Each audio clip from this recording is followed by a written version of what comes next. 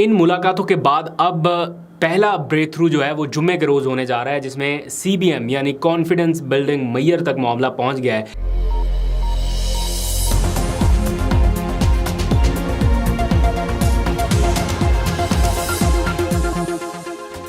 बिस्मिल्लाहिर्रहमानिर्रहीम, अस्सलाम वालेकुम। पाकिस्तान और दुनिया भर में देखने और सुनने वालों को अब्दुल कादिर का सलाम।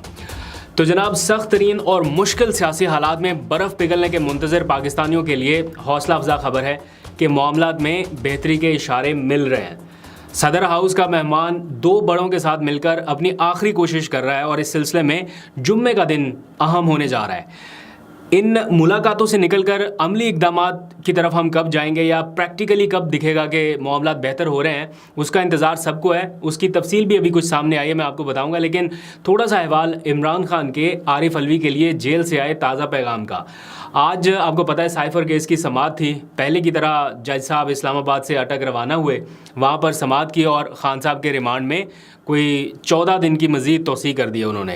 पहले जब 14 दिन का रिमांड दिया था तब तो किसी को पता ही नहीं था कि वो रिमांड के ऊपर चले गए हैं। आज चलें सबके सामने, या सबको मालूम तो है, एटलीस्ट सबके सामने तो नहीं है क्योंकि जेल में हो रहा है ट्रायल, लेकिन उनके चलो कम अज़ कम वकला को तो पता है कि 14 दिन का रिमांड हुआ है। लेकिन इसी के पैरेलल उनकी ज़मानत की दरख्वास्त पर ही एक पेंडिंग है, लेकिन उसके ऊपर फैसला नहीं हो पा रहा। पहले जज साहब की कुछ छुट्टियों का मामला आ गया, फिर प्रोसिक्यूशन ने कुछ एतराज़ात उठा दिए टेक्निकल मामला को लेकर, तो इसलिए उसके ऊपर अभी तक समाअत ही नहीं मुकम्मल हो सकी या फैसला नहीं हो सका। तो पहले 14 दिन गुजर गए हैं, अब मज़ीद रिमांड दे दिया गया है, लेकिन कल इसकी तारीख फ़िक्स है कि उनकी ज़मानत के मामले पर हेयरिंग होनी है। दूसरी तरफ शाह महमूद कुरैशी को भी आज हथकड़ियों में अदालत लाया गया और उनके रिमांड में भी 14 दिन की तौसीह हुई है। बड़े अफसोसनाक मनाजर थे जिस तरह से उन्हें हथकड़ियों में लेके आया गया। मतलब एक शख्स है, इस मुल्क का 2 बार वज़ीर ख़ारजा रह चुका है, खाली हम इसी से क्या मैसेज बार दे रहे हैं। बड़ा एक ऐसा मंज़र था जिसको कोई बहुत ज़्यादा अप्रिशिएट नहीं किया गया, और वो वज़ीर ख़ारजा हथकड़ियों में ये कह रहा है कि मैं 2 बार मुल्क का वज़ीर ख़ारजा रहा हूँ, अगर मुल्क से गद्दारी की है तो जहाँ पे मैं कह दूँ उसके साथ ही फांसी काट है, मुझे वहाँ पर लटका दें, मुझे मंजूर है। तो इसके बड़े नतायज होने आखिर में ये चीज़, ये दिन, ये सारा कुछ निकल जाना है टाइम, लेकिन ये मिसालें रह जानी है, ये वक्त रह जाना है और फिर लोग इसको रिमाइंड करते रहेंगे बहुत देर तक। खैर, इमरान खान साहब भी जेल में कैद हैं, आपको पता ही है। तो आज उनके वकील अबू ज़र सलमान खान न्याजी ने उनसे मुलाकात की है और इस मुलाकात में इमरान खान ने आरिफ अलवी के लिए भी पैगाम भेजा है और उन अपने वकील के थ्रू ये मैसेज दिया गया है कि आरिफ अलवी साहब अब देर ना करें और इलेक्शन की तारीख का ऐलान कर दें। वकील ने अपने ट्वीट में भी बताया कि मेरी आज की मुलाकात में इमरान खान साहब का आरिफ अलवी के लिए ये मैसेज है। अब सदर हाउस में क्या हो रहा है उस तरफ ज़रा सा आ जाए। मैंने 2 दिन पहले के व्लॉग में सारी एक्टिविटीज़ आपको बता दी थी कि ऐवान सदर में जो अहम मुलाकातें हो रही हैं, कुछ मुलाकातें ऐसी हैं जिनका मीडिया के ऊपर काफ़ी जिक्र रहा है और कुछ मुलाकातें ऐसी हैं, बल्कि मीडिया पर भी जिक्र नहीं रहा, खाली सोशल मीडिया के ऊपर जिक्र रहा है उसका। लेकिन कुछ मुलाकातें ऐसी हैं जिनके बारे में किसी को पता ही नहीं है। वो मुलाकातें जारी हैं और उनके नतायज भी अब आपको आने वाले दिनों में शायद सामने दिखाई देंगे। तो इन मुलाकातों के बाद अब पहला ब्रेक थ्रू जो है वो जुम्मे के रोज़ होने जा रहा है, जिसमें CBM यानी कॉन्फिडेंस बिल्डिंग मैयर तक मामला पहुंच गया है।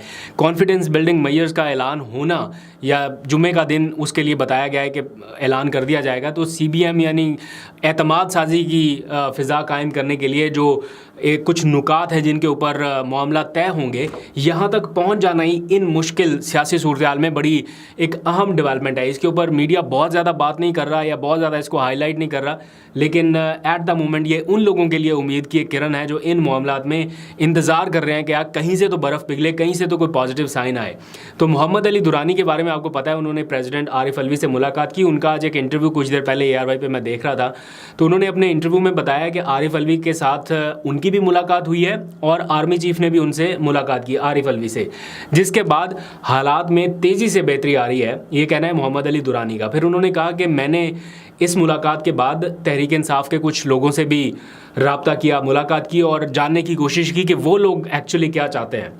तो मोहम्मद अली दुरानी का ये कहना है कि PTI के लोग जिनके ऊपर इस वक्त सख्ती है वो भी मुफाहमत चाहते हैं, और बाज़ लोगों को अभी पता नहीं है क्योंकि एक तरह लीडरलेस मामला इस वक्त चल रहा है ना। टॉप टियर की लीडरशिप तो सारी जेल में है, आपका चेयरमैन जेल में डाला, वाइस चेयरमैन जेल में डाला, आपके प्रेसिडेंट को जेल में डाला, तो पीछे है कौन जो मामला चला रहा है? आज आके सेक्रेटरी जनरल है और कोर कमेटी के कुछ लोग थे, उनमें से भी कुछ की गिरफ्तारियां होगी। उस्मान डार को गिरफ्तार कर लिया गया, फिर ओन अब्बास बप्पी गिरफ्तार हुए, बाद में उन्होंने छोड़ दी पीटीआई ही। ऑल्दो के पीटीआई ने ये कहा है कि हम इनको अभी भी पीटीआई का हिस्सा ही समझते हैं, इन्होंने जिस मजबूरी के तहत छोड़ी है हम इनको नहीं छोड़ रहे।